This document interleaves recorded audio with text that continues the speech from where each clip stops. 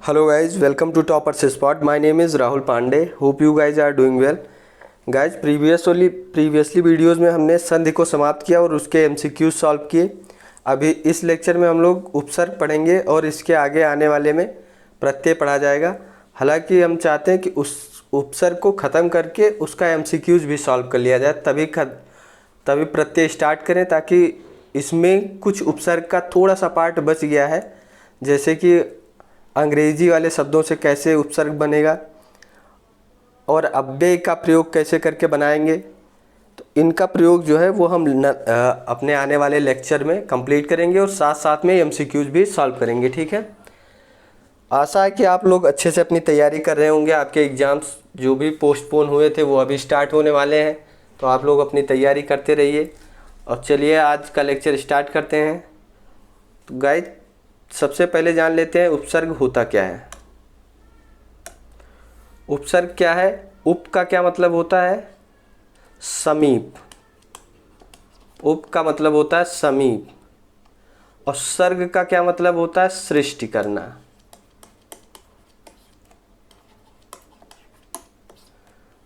समीप आकर सृष्टि करना। देखिए, समीप या पास में कह दीजिए कि पास में आके, और सर्ग में क्या होता है? सृष्टि करना। जो चीज़ साथ में आके एक नए शब्द का निर्माण करती है उसे ही उपसर्ग कहते हैं। जैसे आप परिभाषा में देख लीजिए, जो शब्दांश किसी शब्द के समीप आकर या उस शब्द के आदि में जुड़कर उनके अर्थ में कुछ परिवर्तन लाते हैं, उन्हें क्या कहते हैं? उपसर्ग कहते हैं। ठीक है गाइज। अच्छा, इसमें आपका जो है खास बात क्या है कि जितने भी शब्द इसमें ऐड किए जाते हैं इनका खुद का अपना कोई अर्थ नहीं होता है। ये केवल शब्दांश होते हैं, शब्द के अंश होते हैं। जब इनका प्रयोग किसी शब्द के साथ में होगा तभी इनका अर्थ निकलेगा। अगर जैसे के लिए कह दें तो आप अति का प्रयोग करिए। अति का अपना कोई मतलब अगर वो ऐसे देखा जाए तो ऐसे अर्थ समझ में नहीं आएगा, लेकिन अति कर दी किसी ने, जैसे कहते नहीं है अति कर दी आपने, तो उसमें अति का मतलब आ रहा है ना कि बहुत ज़्यादा, बहुत बड़ी गलती कर दी आपने, अति कर दी, अब आप गुस्सा बर्दाश्त नहीं हो रहा।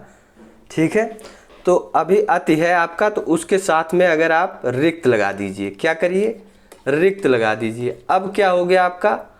अतिरिक्त। देखिए, इसका मतलब अब समझ में आ रहा है ना, जब अतिरिक्त हो गया, लेकिन अति था तो उसका कोई मतलब नहीं आ रहा था। अच्छा, ऐसे अगर अब आप ये देख लीजिए, आप गाइज इसको अगर आप अच्छे से समझ लेंगे तो आपके 3 से 4 नंबर जो है पक्का हो जाएंगे। तो इसीलिए ध्यान पूर्वक इन जो भी बातें आपको बताई जा रही हैं उनको आप ध्यान पूर्वक सुनिए। ठीक है, जैसे आ के साथ में इसका प्रयोग कर लें तो आ का कुछ मतलब आप हम कह रहे हैं आ, आपको पता चल रहा है इसका क्या मतलब हुआ? नहीं ना। लेकिन आ के साथ में अगर आप सत्य का प्रयोग कर दीजिए, क्या हो गया आपका? असत्य बन गया। अभी यहाँ पे जाके आपको तुरंत पता चल जाएगा कि हाँ, इसका कुछ मीनिंग निकल रहा है। तो उपसर्ग क्या होते हैं? एक शब्द के अंश होते हैं जो किसी मूल शब्द में जुड़कर उसका अर्थ बदल देते हैं, उसमें विशेषता ला देते हैं। ठीक है, नए शब्द भी बन जाते हैं और हो सकता है वो पर्यायवाची भी बन जाए, हो सकता है वो विलोम भी बन जाए। ठीक है, तो ये क्या कहलाते हैं? आपके ये सारे उपसर्ग कहलाते हैं। ठीक है, चलिए इसके विशेष में क्या दिया हुआ है आपको बता देते हैं। शब्दांश का जो भावार्थ एवं मूल शब्द, देखिए क्या है? शब्दांश का भावार्थ और मूल शब्द मिलकर जिस शब्द का निर्माण करते हैं वह मूल शब्द एवं भावार्थ के अर्थ के आसपास होता है। गाइज, ये क्या कहना चाहता है कि जो भी हम शब्द लिखते हैं, शब्दांश लिखते हैं, जैसे देखिए ये अवगुण, अव और गुण। अवमिश क्या होता है आपका? अवमिश होता है आपका नीचा, नीचा दिखाना, किसी को हीन समझना। ठीक है, और गुण मिश क्या होता है आपका? क्वालिटी, आपका गुण होता है। तो अब अवगुण अगर हो गया तो ये क्या बन गया? अवगुण बन गया यहाँ पे। अवगुण बन गया, मैंने किसी के अवगुणों की, गुण का क्या हो गया, ये विलोम हो गया, अवगुण हो गया। ठीक है।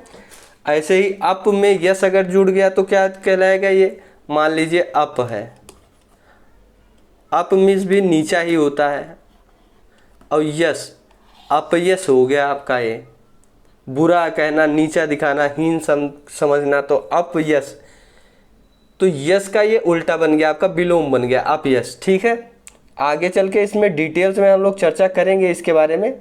फिलहाल के लिए अभी हम लोग ये क्या कहना चाह रहा था, बस मैं इतना बताना चाह रहा था कि जो शब्दांश होते हैं और मूल शब्द होता है, ये मिलकर जिस शब्द का निर्माण करेगा वो इन्हीं दोनों शब्दों के का जो अर्थ होगा उसी के आसपास रहता है। ठीक है गाइस।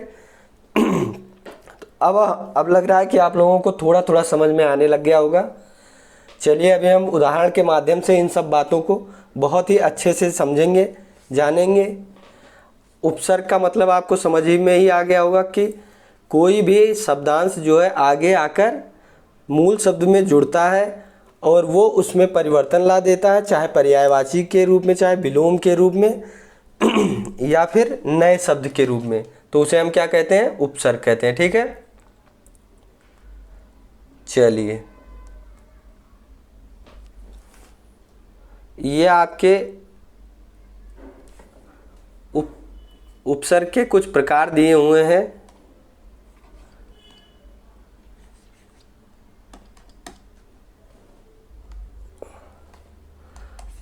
गाइस देखिए क्या है, ये थोड़ी सी प्रॉब्लम आ गई थी, सॉरी उसके लिए। हिंदी में प्रचलित उपसर्गों की 3 भागों में विभाजित किया गया है। जो हिंदी में उपसर्ग जो है प्रचलित है अभी, उनको 3 भागों में विभाजित किया गया है। कौन कौन से हैं वो आपके, संस्कृत के उपसर्ग हैं जो कि 22 हैं। संस्कृत के उपसर्ग कितने हैं, हिंदी के उपसर्ग हैं ये है 13, और उर्दू के उपसर्ग कितने हैं, 19। इनके अतिरिक्त भी 2 प्रकार के हैं जिसमें आपका संस्कृत से अव्यय आता है और एक अंग्रेजी के आते हैं। ठीक है। उनको हम नेक्स्ट लेक्चर में, अपना थोड़े थोड़े से पार्ट है तो उनको साथ में एमसीक्यूज के साथ में लेके चलेंगे। हालांकि वो आपके इतने इम्पॉर्टेंट भी नहीं है क्योंकि आपके एग्ज़ाम में बहुत ही कम आते हैं, कभी कभार ही आते हैं या ना के बराबर आते हैं। ठीक है। आज हम केवल बात करेंगे आपका संस्कृत के उपसर्ग के बारे में, उर्दू के उपसर्ग और हिंदी के उपसर्ग के बारे में। ठीक है। उपसर्ग प्रयोग के आधार पर कितने प्रकार के होते हैं, 3 प्रकार के शब्द बनाते हैं। उपसर्ग मैंने आपको बताया था कि उपसर्ग जो है 3 प्रकार के आपके शब्द बनाते हैं और इनका प्रयोग जो है किया क्यों जाता है। अगर उपसर्ग का ये बात करें कि क्यों इनका प्रयोग किया जाता है, तो शब्दों की रचना के काम आते हैं। अच्छा चलिए शब्द के बारे में थोड़ा सा जान लेते हैं कि शब्द क्या होते हैं, क्योंकि हम लास्ट लेक्चर में अपने वर्ण ख़त्म किए थे लेकिन शब्द के बारे में हम लोग नहीं पढ़े थे। तो शब्द क्या होते हैं, वर्णों का जो है सार्थक समूह जो होता है वो आपका क्या कहलाता है, शब्द कहलाता है। और शब्दों के जो है मूलतः कितने भेद होते हैं, 2, रूढ़ और यौगिक। ठीक है गाइस। हालांकि अगर व्युत्पत्ति के आधार पर देखा जाएगा तो ये 3 प्रकार के होते हैं, रूढ़, यौगिक और योग रूढ़, लेकिन मूलतः इसके 2 ही भाग होते हैं। कौन कौन से, रूढ़ और यौगिक। ठीक है। इसके बारे में हम लोग आगे पढ़ेंगे, शब्द के बारे में विस्तृत रूप से आने वाले लेक्चर में इसके बारे में चर्चा की जाएगी, लेकिन फिलहाल के लिए इतना आप जान लीजिए। ठीक है। अब उपसर्ग के प्रयोग से के आधार पर कितने प्रकार के होते हैं, हमने बताया 3 प्रकार से इनका प्रयोग होता है उपसर्ग का। जब भी आप उपसर्ग का प्रयोग करेंगे तो मूलतः जो है 3 प्रकार के शब्द बनेंगे। कौन कौन से, पर्यायवाची शब्द एक तो बनेंगे, ठीक है, एक विलोम शब्द बनेगा आपका, और एक आपका बनेगा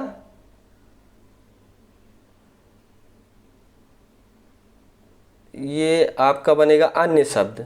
अन्य शब्द मीन्स विशेषता वाले शब्द, जिसमें नई विशेषता आ जाए आपकी, जिसमें आपका पर्यायवाची भी नहीं बनेगा और विलोम भी नहीं बनेगा। जैसे प्रहार है आपका, प्र है, इसके साथ में अगर हार जोड़ दिया जाए तो ये क्या बन गया, प्रहार बन गया। अब ये देखिए प्रहार का मतलब होता है किसी चीज़ पर चोट देना, और जबकि प्र का मतलब क्या होता है, अधिक।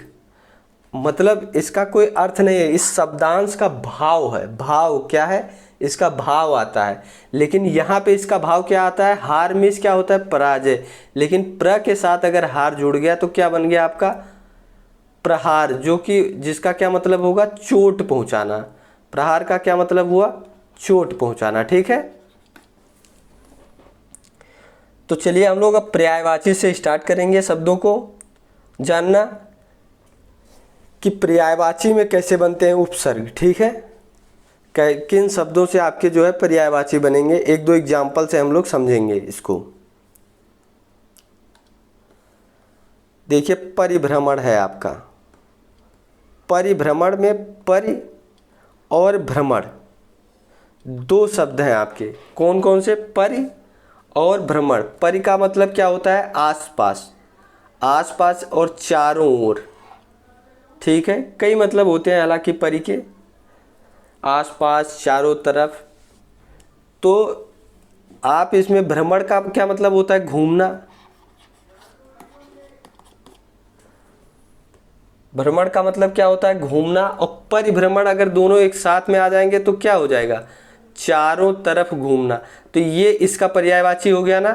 तो ऐसे ही नया शब्द बना हमारा परिभ्रमण से, कौन सा, परिभ्रमण, जो कि क्या हो गया आपका, चारों तरफ घूमना। जैसे पृथ्वी अपने अक्ष के चारों तरफ घूमती है। ठीक है, एक परिक्रमा होता है, एक परिभ्रमण, अपने ही अक्ष पे जो घूमती है पृथ्वी, तो उसे क्या कहते हैं हम लोग, परिभ्रमण कहते हैं। ठीक है, तो ये आपका क्या हो गया, परिभ्रमण हो गया।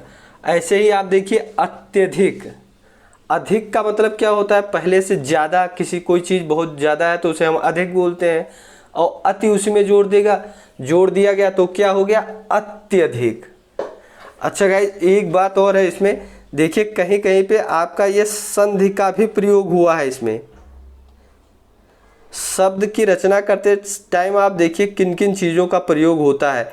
एक तो संधि का भी प्रयोग होता है आपका, उपसर्ग प्रत्यय का भी प्रयोग होता है, समास का भी प्रयोग होता है।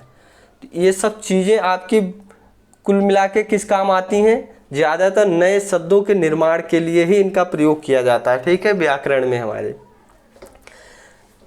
इसमें देखिए आप एकदम अत्यधिक हुआ आपका, अत्याचार हुआ, अत्यंत हुआ, इन सब में कैसे प्रयोग हुआ है, अत्यंत हुआ, इसमें आपका कैसे प्रयोग हुआ है ये सब देखिए यण संधि में हम लोगों ने पढ़ा था कि क्या होता है यण संधि में, ई हो, ऊ हो, ये सब आएंगे तो आपका क्या बन जाएगा, ई हो, आ हो, ये सब क्या बनाते हैं आपके, या, व और र का निर्माण करते हैं। ठीक है, यह हम लोगों ने अपने यण संधि में पढ़ा था। ठीक है, तो इसमें आपका कहीं कहीं पे भी कहीं संधि भी आ जाएगा। अगर आपके कोई भी एमसीक्यूज आए और उसमें ये दे दिया जाए, आपकी परीक्षा में आ जाए कि अत्यधिक, अत्याचार,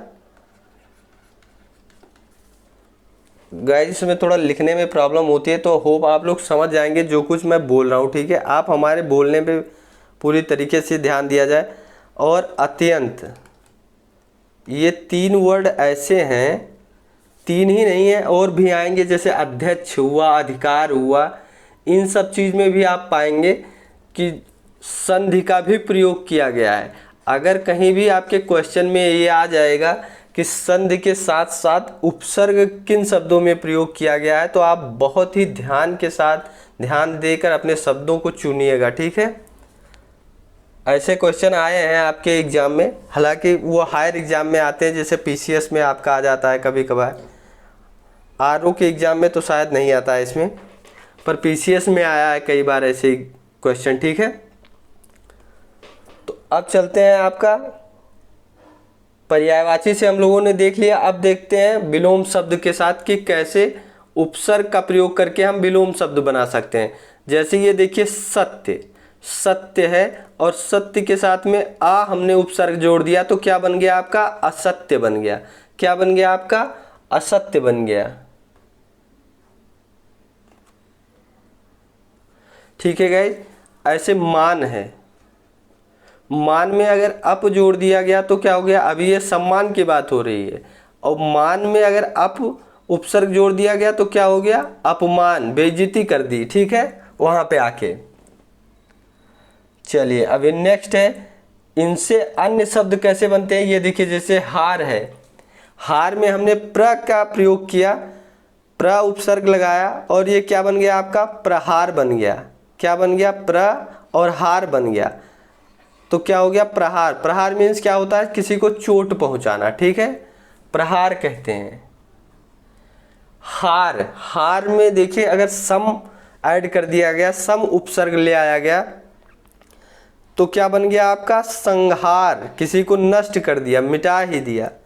हार के पीछे अगर बी जोड़ दिए, आदि में, पीछे नहीं मतलब आदि में अगर हम बी जोड़ दिए तो क्या हो गया, बिहार हो गया।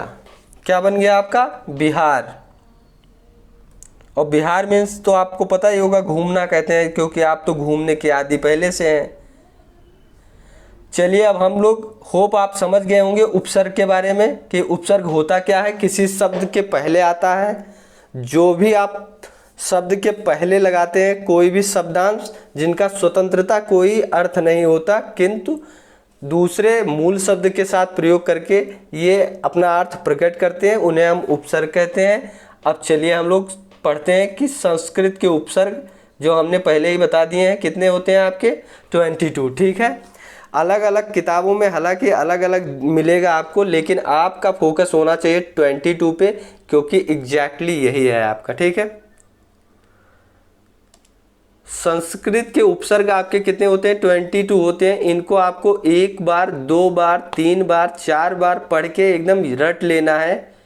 हालांकि रटने की ज़रूरत नहीं है, आप जैसे जैसे एग्जाम्पल इसके देखते जाएंगे और उसके साथ में जब हम MCQ सॉल्व करेंगे तब आपको आराम से इसका पता चल जाएगा। आपको ज़्यादा सीखने की ज़रूरत इसमें कुछ भी नहीं है, ठीक है। बहुत से शब्द हैं जो एक ही जैसे हैं, उनको आप 1 से 2 बार पढ़ेंगे, आपका क्लियर हो जाएगा, ठीक है। जैसे देखिए चलते हैं, अति। अति का क्या मतलब होता है, अधिक, बहुत या ऊपर, ये आपका भावार्थ होता है। अति का भावार्थ है क्या, अधिक, बहुत और ऊपर।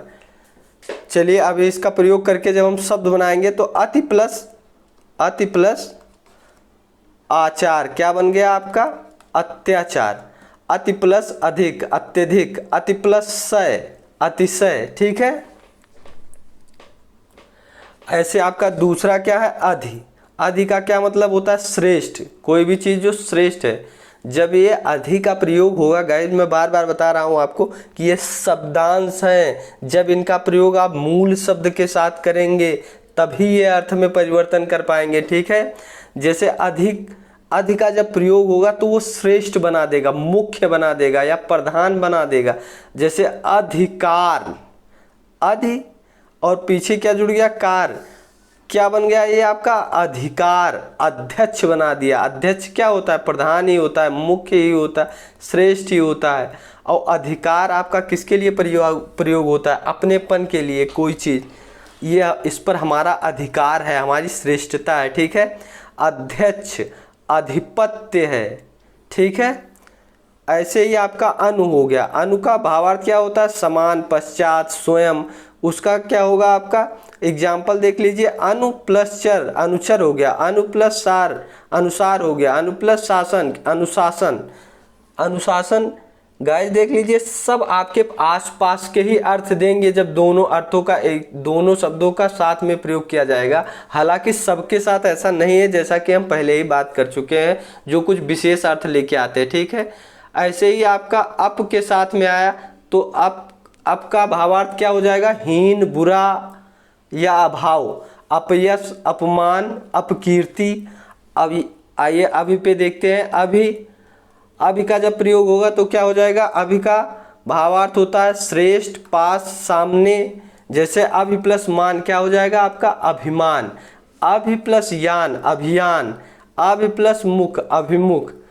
अब चलिए अव पे चलते हैं। गाइज आप लोगों के लिए मैं PDF डाल दूंगा, आप टेलीग्राम चैनल पे जाके PDF पा सकते हैं, लेकिन आप इसे 1 से 2 बार ज़रूर देखिए ताकि आपका ये आराम से क्लियर हो जाए, ठीक है। जैसे अव का क्या होता है, अव का भावार्थ होता है हीनता, लघुता या नीचता। अवगुण, अव प्लस गुण क्या हो गया, अवगुण। अवनति, अवतार। अगर आ आएगा तो क्या आ जाएगा आपका, आ भावार्थ लेके आता है अपने साथ हमेशा, सहित। जैसे आगमन, आजीवन, आरक्षण, असत्य। हम लोग आगे देखें, उत के साथ में क्या होता है, उत नीचा, ऊंचा, श्रेष्ठ या ऊपर लेके आते हैं। उत का भावार्थ क्या होता है, ऊंचा, उत्तम, उत्पत्ति, ऊंचा, श्रेष्ठ और ऊपर, ये इसका भावार्थ होता है। इसके एग्जाम्पल्स हैं उत्कर्ष, उत्तम, उत्पत्ति, उत धनपत्ति। तो क्या बन जाएगा आपका, उत्पत्ति। ठीक है। उद के साथ में क्या होता है, ऊपर, उत्कर्ष और विकास। तो उसके साथ में देखिए उद प्लस गम जुड़ गया, क्या बन गया, उद्भव, उद्गम और उद्भव। ठीक है। चलिए उप, नेक्स्ट है आपका उप, उपसर्ग। अब उप का क्या मतलब होता है, उप जब जुड़ता है किसी मूल शब्द के साथ तो क्या बन जाता है, उपनेत्र, उपहार, उपदेश, उपवन। नेक्स्ट है आपका दुर, दुर मतलब होता है बुरा, हीन, कठोर, दुर्जन, दुर्गम, दुर्दशा, दुराचार। नेक्स्ट है आपका निर, निर का क्या मतलब होता है, बिना, निषेध, बाहर। क्या हो गया आपका, निराहार, निरक्षर, निर्जर, निरंजन। ठीक है। ऐसे ही आपका निस है, निस का भावार्थ है तय, पूरा, विपरीत, रहित। इसके एग्जाम्पल्स हैं आपका निस्सार, निस्तार, निश्चल, नि। नेक्स्ट है आपका नि, जिसका मतलब होता है निषेध, अधिकता।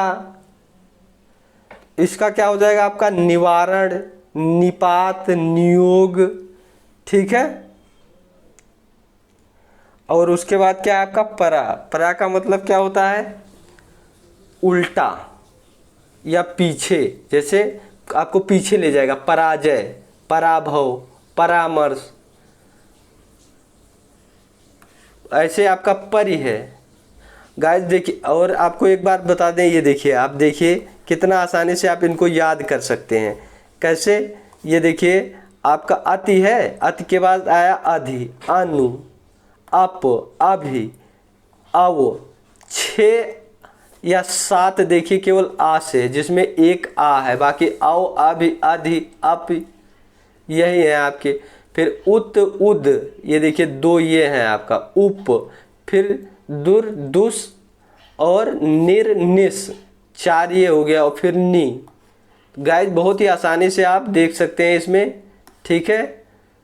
चलिए अब हम चल रहे थे, दुर मतलब बुरा, हीन, कठोर, दुर्जन, दुर्गम, दुर्दशा, दुराचार। दुष् का क्या होता है, बुरा या कठिन, जैसे दुष्चरित्र, दुष्कर, दुस्साहस।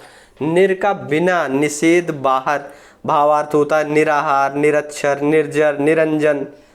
ऐसे आपका निस, निस का क्या होता है, तय, पूरा, विपरीत, रहित। और इसके एग्जाम्पल क्या है, निस्सार, निस्तार, निश्चल। नि का क्या हो जाएगा, निषेध या अधिकता। तो इसका क्या बनेगा आपका, निवारण, निपात, नियोग। ठीक है। परा का क्या बनता है, उल्टा या पीछे, पराजय, पराभव, परामर्श। परि का क्या होता है, चारों ओर, भरा या आसपास, जैसे परिजन, परिक्रम, परिपूर्ण, परिमाण। प्र का क्या होता है, अधिक या आगे, प्रबल, प्रवाह, प्रख्यात। प्रति का विपरीत, सामने, एक, इसका प्रतिकूल, प्रत्यक्ष, प्रत्येक हो जाएगा। बी का भिन्न, विशेष, जिसका विपक्ष, विलाप, विशेष। सम, अच्छा, साथ, पूरा। 22वां है आपका सु। तो गाइज इसको आप एक बार स्क्रीनशॉट लेके या फिर मैं पीडीएफ डाल दूंगा, आप वहाँ ज्वाइन करके देखिएगा। फिर आइए चलिए आपका हिंदी के उपसर्ग देख लेते हैं एक बार। जैसे आपका कई उपसर्ग जो है हिंदी में और संस्कृत में सेम ही है। देखिए आ आया, आ का क्या मतलब है यहाँ पे, अभाव या निषेध। आ का भावार्थ क्या बनेगा आपका जब आ जुड़ेगा, अछूता, अनबन, अटल। ठीक है। अन का क्या बनेगा आपका भावार्थ? अभाव या निषेध। जैसे अनकहा, अनदेखा, अनमोल। का क्या मतलब हो जाएगा आपका? हीन या बुरा। जैसे कपूत, कचोट। कु का क्या कहते हैं? कु बुरा बनना कहते हैं। जब कु का प्रयोग होता है कहीं पे, जैसे सु का प्रयोग होता है तो सुंदर हो जाता है, मतलब अच्छा बन जाता है। ऐसे ही कु का प्रयोग होता है तो उसका भावार्थ क्या बनता है? बुरा। कुकर्म, कुसंगति। दु का क्या प्रयोग होगा? दु का प्रयोग होगा तो कम हो जाएगा या बुरा इसमें भी होगा। जैसे दुबला हो गया, कम हो गया ना। दुलारा, दुधारू। नी का प्रयोग होगा तो कमी हो जाएगा। निगोड़ा है, निडर है, निहत्था है। अव का प्रयोग होगा तो क्या भावार्थ निकलेगा? हीन। अवगुण है, अवघर है, अवसर है। भर का क्या बनेगा आपका? पूरा। भर का क्या बनेगा आपका? पूरा भावार्थ बनेगा। जैसे भर पेट, भरपूर, भरसक। ऐसे सु का ये देखिए अच्छा बन रहा है। सुडौल, सुजान, सुघड़। अध का क्या बनेगा आपका? आधा बन जाएगा। क्या बनेगा आपका? आधा। जैसे अध पका, अध कच्चा, अध मरा, अध कचरा, है ना। ऊन का देखिए क्या बन गया? उनका, उनका मतलब होता है एक कम हो जाएगा। इसमें देखिए 29, 39, 59। ये 40 जो हो गया गाइस, जिसको आप करेक्ट कर लीजिएगा। देखिए क्या है, हमें शब्द ही बनाना है। और कैसे शब्द बनाना है? सार्थक। तो कभी भी हम गलत चीज़ें नहीं पढ़ेंगे, ठीक है। 39 होता है, ठीक है। इसमें आपका गलत ना होने पाए। 39 होता है, ठीक है। ऐसे ही आपका पर है। पर का क्या मतलब होता है? दूसरा या बाद का। परलोक, परोपकार, परसर्ग। बिन का क्या होता है? बिना या निषेध, किसी के बिना। बिन ब्याहा, बिन बादल, बिन बाए। ऐसे अब आपके कितने ये खत्म हुए? 13। 13 किसके थे? हिंदी के। और 19 किसके होते हैं? उर्दू के। कभी कभी ऐसे भी क्वेश्चन आ जाते हैं तो आप याद रखिएगा इसे, ठीक है। ऐसे उर्दू के हैं अल। अल का मतलब निश्चित। अल का भावार्थ क्या आना चाहिए? निश्चित। अलबत्ता, अलगराज, अलगराज। कम का क्या होता है? थोड़ा या हीन, कमजोर, कम वक्त। खुश का क्या होता है? अच्छा, जैसे खुश नसीब, खुशहाल। गैर का क्या होता है? निषेध, जो चीज बंद हो, जैसे गैर हाजिर, गैर कानूनी। दर, दर का अर्थ क्या होता है? दर का भावार्थ निकलेगा में। दर असल, दर हकीकत। गाइस देखिए, भावार्थ का जो भी मतलब होता है उसका प्रयोग होता है हमारे किसमें? जब भी हम वाक्य में प्रयोग करेंगे तो ये वाक्य अशुद्धि में भी आता है। कैसे इसका प्रयोग होता है अभी आपको करके दिखाते हैं। जैसे दरअसल में, दर असल में आप मेरे हैं। अब इसमें अगर पूछेगा कि कहाँ गलती है तो ये में का प्रयोग नहीं होगा यहाँ पे। क्यों? क्योंकि दर का मतलब ही में होता है। इसीलिए आप बहुत ढंग से करिएगा। इसमें आपके वाक्य अशुद्धि से संबंधित चीज़ें भी आप आराम से सीख पाएंगे, ठीक है। जैसे ना है तो वो क्या कह रहा है? अभाव। ना का भावार्थ क्या होता है? अभाव, नापसंद, नाराज। अच्छा, नाराज के साथ में जैसे नाराज है, नाराज, नाराज है ना वो मुझसे, ऐसे करके अगर कोई शब्द आएगा तो उसमें भी आप देख सकते हैं। चलिए फिलहाल के लिए हम लोग देखते हैं फिल के बारे में। फिल का मतलब होता है में या प्रति। जैसे फिलहाल। बा का क्या होता है? और या अनुसार। जैसे बनाम, बदौलत। बा का क्या मतलब होता है? सहित, बाकायदा, बाइज्जत। बद का क्या होता है? बुरा, बदमाश, बदनाम। बर का क्या मतलब होता है? ऊपर या पर या बाहर, जिसका क्या हो जाएगा आपका एग्जाम्पल? बर्दाश्त, बर्खास्त। ये देखिए गाइस, इसको बस आप लोग एक बार धीरे धीरे समझेंगे। एक बार आप देख लीजिए, फिर से जब पुनः आपको देखने की वैसे ज़रूरत नहीं पड़ेगी हमें लग रहा है, लेकिन अगर पढ़ रही है तो आप एक बार फिर से देखिए, सब क्लियर हो जाएगा। जैसे बे का क्या होता है भावार्थ? बिना, बेईमान, बेइज्जत। बिल का क्या होता है? साथ। जैसे बिल आखिर, बिल्कुल, कुल साथ में आ गया ना, बिल्कुल।